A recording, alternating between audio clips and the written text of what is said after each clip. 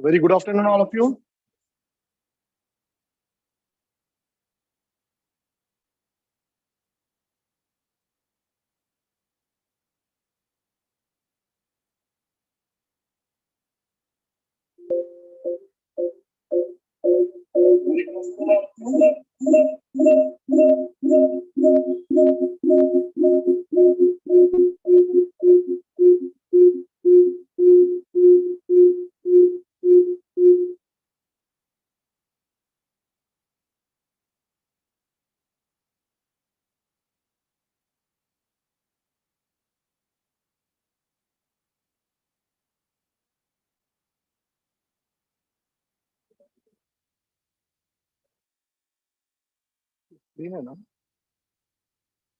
Very good afternoon, all of you.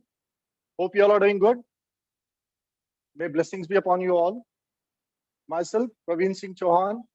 I welcome you all to Commerce Online Classes. As you all know, we have designed 21 days program for all those students who could not get through their intermediate second year exams in commerce. Okay. To begin with, let me apologize for a delay because of some technical reasons. Okay. Now we have designed this 21 days program in such a way that we guarantee you will definitely get through if you religiously follow all this, what is said in the classes, and do religiously attend all the 21 days classes. Okay. So without wasting much time, I'll directly come to the topic. Let us first discuss the weightage of the topics. As you know, commerce, we have two parts.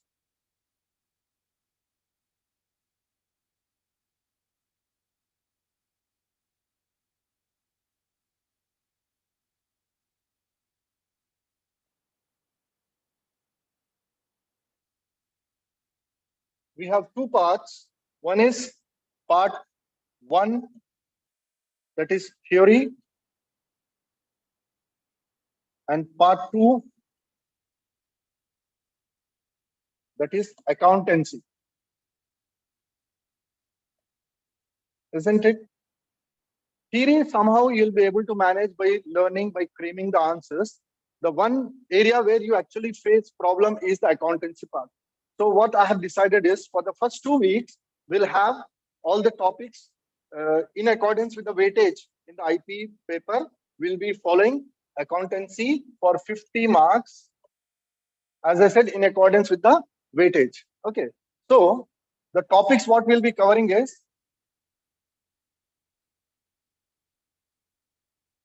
sir. The topics what we'll be covering is depreciation, having a weightage of 5 plus 2, that is 7 marks. Then not for profit organization, not for profit organization. This is having a weightage of 10 plus 5 plus 2 plus 2, that is 19 marks. And then lastly, we have partnership, having a weightage of 20 plus 2 plus 2, that is 24. Okay, this is how we are going to cover our 50 marks. And I request all the participants daily when we are in the class, you please be ready with your textbooks as prescribed by the IP Academy books and one notebook. Okay, so without wasting much time, as I said again, I'll start the topic depreciation. We are starting with depreciation.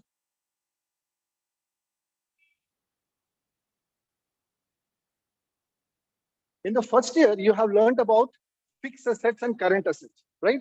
Fixed assets and current assets. I'll take few examples of fixed assets. I'll give very simple meaning of fixed assets. The assets which are held in business for more than 12 months.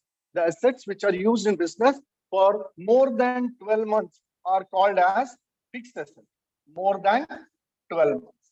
They are called as fixed assets. Okay. And these fixed assets, let's just say, for example, plant and machinery, or let us say furniture. These are the assets which, when used in the business, do get deplete or do get decrease in the value of in their basic value because of certain reasons like wear and tear, economic reasons, or affliction of time like that. So depreciation is the a gradual and continuous diminution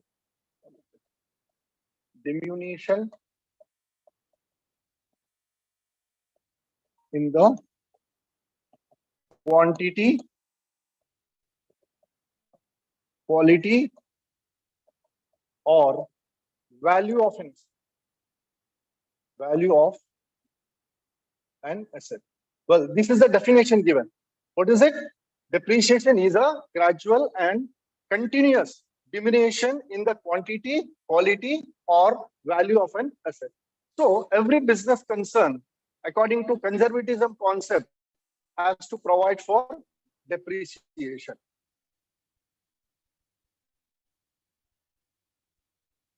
While calculating, there are three factors which are to be taken into consideration. There are three factors taken into consideration for the calculation of depreciation. First one is cost of the asset. First one is cost of the asset. Second one is estimated useful life. And the third one is estimated scrap value. I repeat, there are three factors taken into consideration for the calculation of depreciation. One, it is cost of the asset. Second, estimated useful life. And thirdly, it is estimated scrap value. I request you all to take a note of these key points, please. Okay. So now what does cost of the asset mean? Let us say there is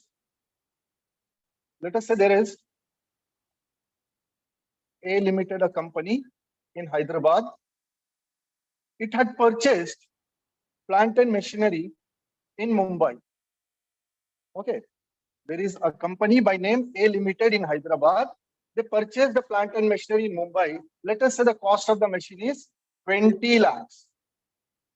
So this 20 lakhs is cost of acquisition. This is cost of acquisition. But then, obviously, it has to be brought to Hyderabad. So, in bringing it to Hyderabad, let us say they paid 50,000 rupees as transportation charges, right? And then, after getting it to Hyderabad, they have to install it. So, they paid some amount to technicians or engineers. Let us say they paid another 30,000 rupees to engineers for installation. So, in this case, when I say cost of the asset, I simply don't mean 20 lakhs. I have to take these two also into consideration. And I would say 20 lakhs 80,000 is the cost of the asset. Okay. So when I say cost of the asset, I mean the purchase price and the expenses incurred to bring it to the current location and workable condition. Right? I repeat, cost of the asset means purchase price and the expenses incurred to bring it to the current location and workable condition. So in that case, the cost price is 20, transportation charges 50, and installation charges are another 30,000. So we say the cost of the asset as 20 lakhs 80,000, right? It is not 20 lakhs, it is 20 lakhs 80,000. So any expense which is incurred, right, before the asset is ready for use, all such expenses, what we do is we capitalize them. That is, we add them to the cost of the asset, right? Then coming to estimated useful life. Normally, any asset cannot be there with us for the throughout our life or throughout the life the business runs. There has to be a time where it breaks down. Okay, so normally it is said about vehicles, no? Two-wheeler has a 15 years life, a four-wheeler has a 10 years life. It means it is the useful life of the asset. So this estimated useful life will be calculated out of our past experience, right? How do we calculate this? we calculate it out of our past experience, right? It is not exact life. Remember, it is an estimated life. It can be either 1 year more or it can be 1 year less. Okay. In the same manner, estimated scrap value. Let us say I purchased the machinery for 50,000, or let us, I purchase it for 50,000, and its estimated useful life. Its estimated useful life is, let us say, 5 years, right? After 5 years, if I sell it, I will definitely realize some amount, isn't it? I'll definitely, even if I sell it to a scrap vendor, I'll definitely realize something. Let us say I'm realizing 5,000 rupees. Then this 5,000 rupees is called as the estimated scrap value. It is called as the estimated scrap value, or we also call this scrap value as obsolete value, or we call it as salvage value, or we call it as residual value. So, what is estimated scrap value? It is the value that an asset realized after its useful life. Okay, so these three factors are important for the calculation of depreciation. Depreciation, I repeat what it is. It is a continuous and gradual diminution in the value or quantity or quality of an asset due to several reasons. Okay.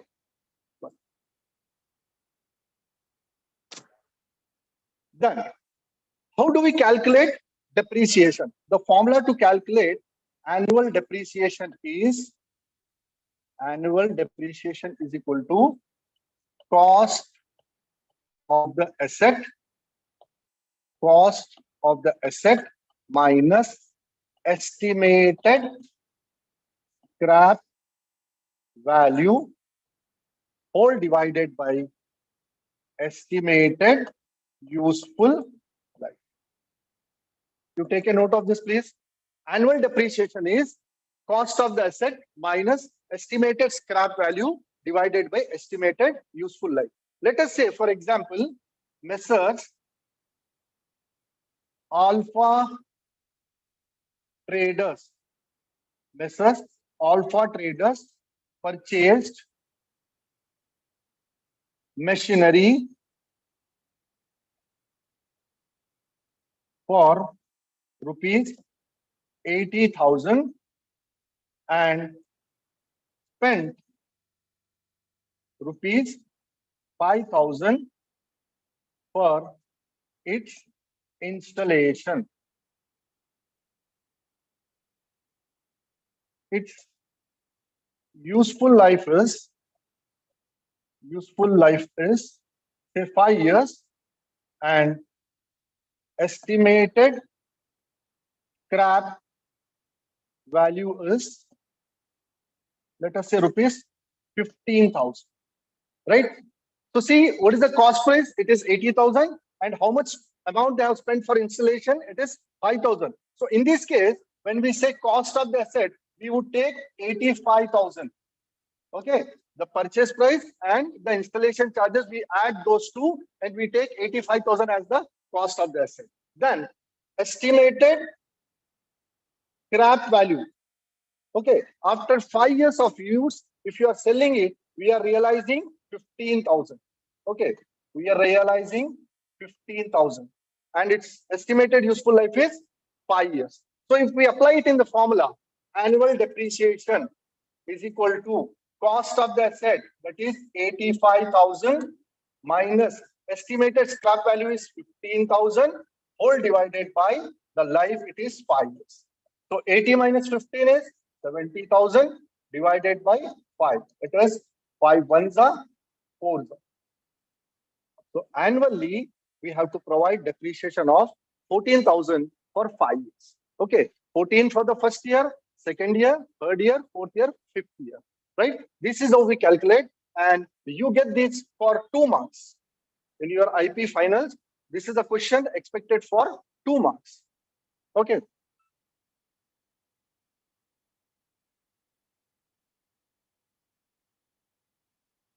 Then we would be sharing all these notes with you. After the classes, we'll be sharing these notes with you.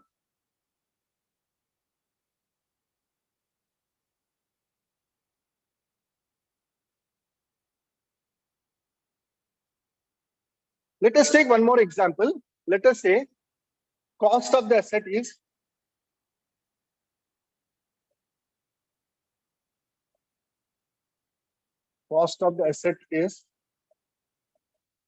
let us say 1,25,000. Estimated scrap value is rupees 25,000 and estimated useful life is 5 years, right? So how do we calculate annual depreciation? Annual depreciation is equal to, what is the formula? Cost of the asset minus, I'll write it here again, cost of the asset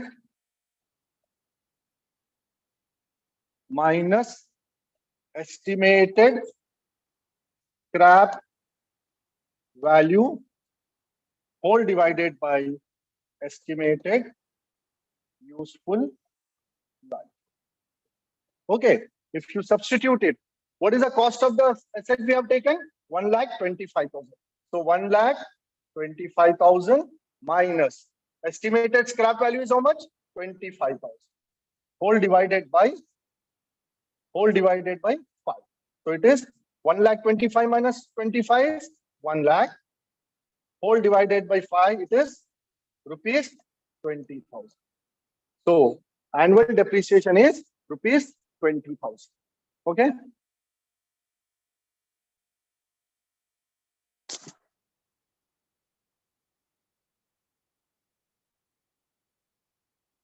Hope you all are following this. After the end of the class, the last 5 to 10 minutes daily, we'll be having interactive sessions where you can ask your doubts, but not today. From tomorrow onwards, we'll follow this without fail. So as I said, after 50 minutes of the class, we'll be having a interactive session. Okay.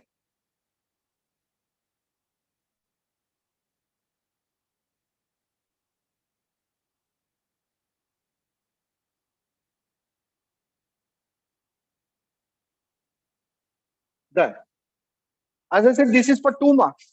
Then what is asked for 5 marks? Well, there are different methods.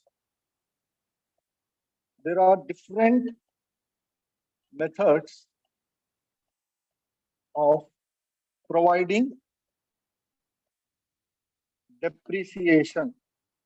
There are different methods of providing depreciation. Around 10 to 11 methods are there, but for your syllabus, you have only 2 methods. First one is called as original cost method. The first method is original cost method. This method is also known by the name fixed installment method. It is also known by the name fixed installment method, or it is also called as straight line method. Straight line method. Okay, so this is one method known with 3 different names. I said for your syllabus you have 2. One is original cost method, and the second one is written down value method. Written down value method. Again, this is also known by 2 another names. It is also called as diminishing balance method,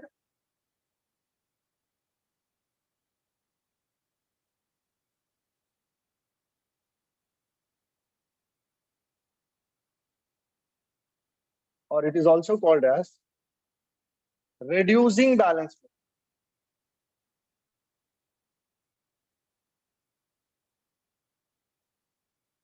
method. Right? So, as I said, there are several methods for providing depreciation, but for your syllabus, we have only 2. One is original cost method, which is also known by the name fixed installment method, straight line method. The second one is written down value method, which is also known by these 2 names, diminishing balance method and reducing balance method. Okay. Then, moving forward, let us learn each of this method in detail.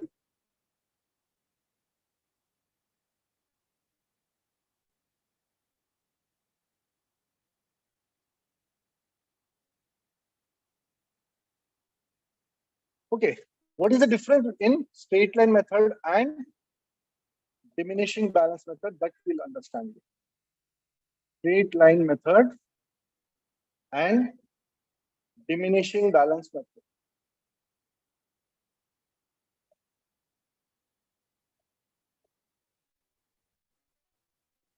Okay, we are trying to evaluate, we are trying to see what is the difference between straight line method and diminishing balance method. Let us say under both methods, we are providing depreciation at the rate of 10%. At the rate of 10%. And we have purchased the asset in the year, let us say 2015. The cost of the asset was, let us say, rupees 1 lakh. What I am trying to explain you is, what is the difference between straight line method and diminishing balance method? So what is the cost of the asset? It is 1 lakh. So as per straight line method, if you provide 10% depreciation, this at the year end, it would come to 10,000. Right? How did I get this 10,000? It is 1 lakh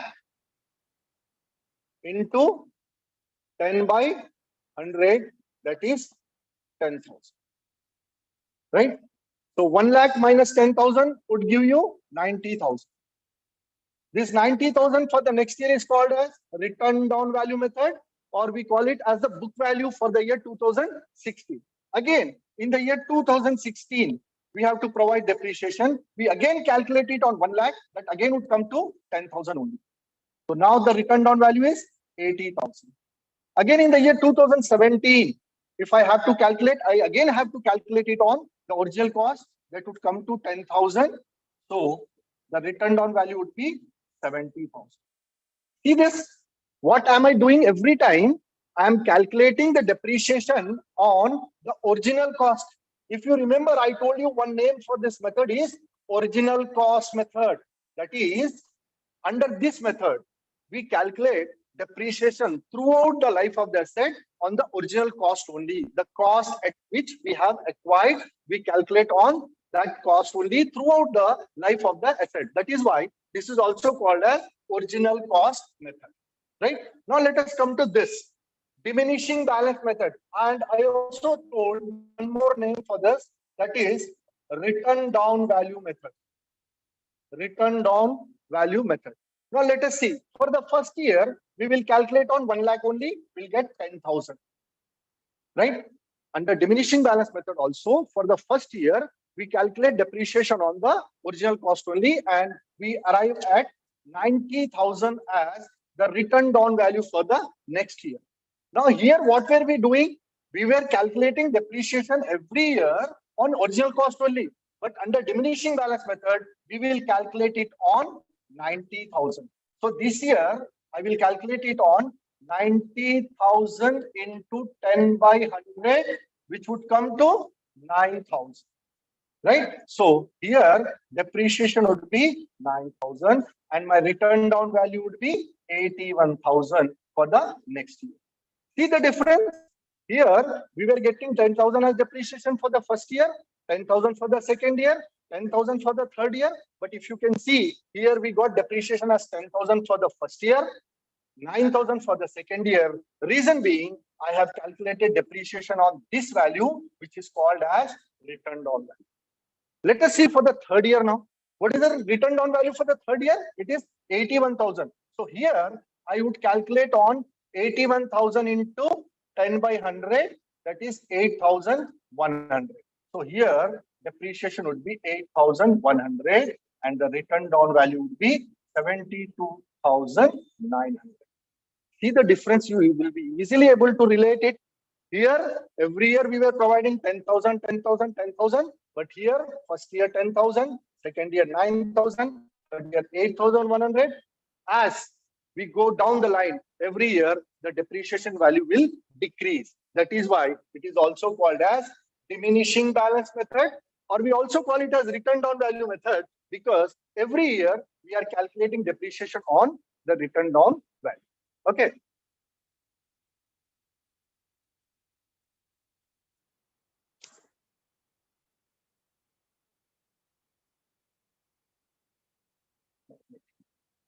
Okay. So with this, I'll conclude for the day. We'll continue from here in the tomorrow's class. And I again request you all to please be ready with your textbooks and notebooks, please. Okay. So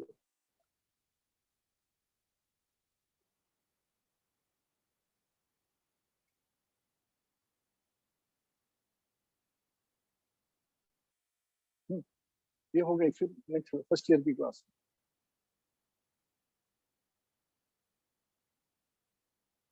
वो उनको invite करना पड़ेगा